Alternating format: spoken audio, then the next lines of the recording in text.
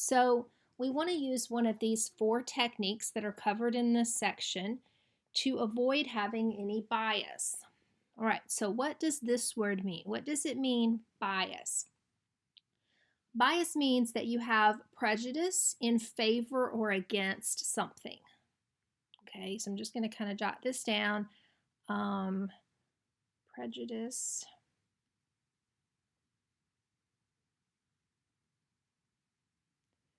either for or against somebody.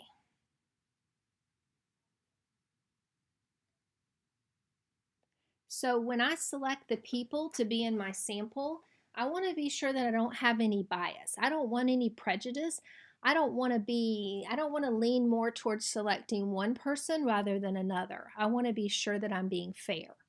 And so these 4 sampling techniques that we're covering in this section are designed to prevent that prejudice or that bias from coming into play. All right, so the first sampling technique is called a random sample. This is the one that you're probably most familiar with. Okay, we hear a lot about a random sample. Oftentimes, we don't really understand exactly how that sample comes to be, though. So a random sample means that every person in your population, so when we're talking about population, we mean every college student, every college student in the United States, or every man in the United States, or every woman in the United States, or every child in the whole world. We're talking about these huge groups of people. All right, so these are our big groups. These are the groups that are too big to work with. So what we're going to do is we're going to take that big group and we're going to give everybody in that big group a number. Okay? And then the key for a random sample is that you're going to have a computer, or you're going to have a calculator, or maybe you're going to have a box filled with numbers, but you're going to have something that is going to generate some random numbers. All right, so I might go through and give everybody in my population a number, and then I might get the computer to generate a list of 5 random numbers, and maybe the computer shoots out the numbers, we'll keep them small, 5, 25, 13, 47, and 91. And then I would go back to my big group, my population, and I would say, okay, who has these numbers? Who's number 5? Who's number 25? And those people would be a part of our sample. Okay, so the key with a random sample is that the computer does the selection. Okay, and again, it can be a calculator, it could be a box with some pieces of paper with different numbers in it, but not you. You are not the one that is making the selection as to who is going to be in the sample. Okay, we also have a systematic sample, and this starts out the same way. Every person in the population, okay, so every person in our big group, again, this is the group that's too big to work with, every person in our big group is assigned a number, and then we choose every kth person. So what this means is we're choosing a multiple. So we might come in and we might say, we want to pick every 5th person.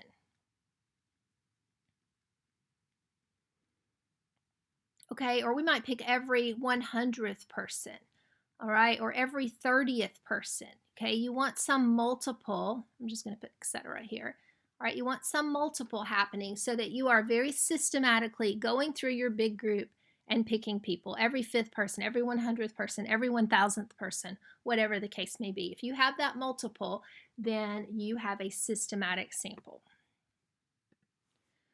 All right, number 3, stratified sample. Okay, so this one and the last one are very similar in that they both divide the population into groups, okay, according to some characteristics. So if you look at the picture on the screen, it looks like we have 2 groups of people. The top group is the males, the boys, and the second group is the females or the girls. Okay, so we've divided our population. We've divided our big group into 2 smaller groups based on their gender. All right, and then to do a stratified sample, we're going to choose the same number from each group. All right, so I might come in. Now, you would want to do this either using a random or a systematic sample, but I would want to come in and I might say, okay, I want to choose maybe 3 people from each group. So I would come in and randomly, like with the computer or systematically with the multiples, I might come in and say, okay, I'm going to pick these 3 people here, and then I'm going to come down here and I'm going to pick the same number of people out of that group. Okay, so the key is the population is divided into groups, and then the same number is picked from each group. All right, our last type is called a cluster sample. A cluster sample starts out the same way in that you're going to take your population, take your big group, you're going to divide it into smaller groups according to some characteristic. So it looks like this big group of people was divided into groups according to their color of their shirt. So we've got the orange group and the blue and the purple and the red and the green. And then what we're going to do is we're going to choose 2 or more whole groups. Now, I've seen it where you just choose one group, but usually it's 2 or more. And you're going to survey everyone in those groups. So I might come down here and say, okay, I'm going to take everybody in the purple group and everybody in the orange group. Okay, and those people will be a part of my sample. All right, so that's a quick overview of the 4 sampling techniques. Now, the last thing I'm going to do with you is I'm going to put an example up, and we just want to go through and make sure that we can identify the types of techniques that are being used. Okay? All right, so the first one says, in a large school district, all teachers from 2 buildings are interviewed to determine whether they believe the students have less homework to do now than in previous years. So I'm going to look at this part right here where it says all teachers from 2 buildings. Okay, and so the buildings are the clusters. Okay, the buildings are the groups, and we're picking everybody from 2 buildings. So this makes this a cluster sampling technique. Okay, all right, number 40 is similar. It says all fast food workers at a randomly selected fast food restaurant. Okay, so the restaurants are the groups. We've got a group of workers who work at McDonald's. We have a group of workers who work at Burger King. We have a group of workers who work at Wendy's. And we're going to go in and we're going to pick one of those restaurants and we're going to survey everybody there. And so again, that makes that a cluster. We've got the groups and we're picking an entire group.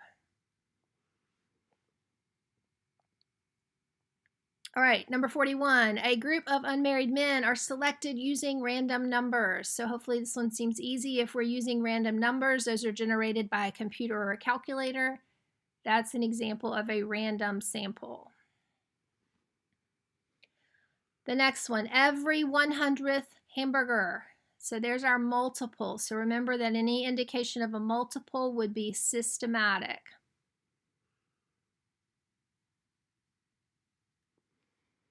All right, and our last one, mail carriers of a large city are divided into 4 groups. Okay, so if it's groups, I know that it's either stratified or it's cluster. And then it says 10 are selected from each group. So remember that if you're picking the same number from each group, that's a stratified sample.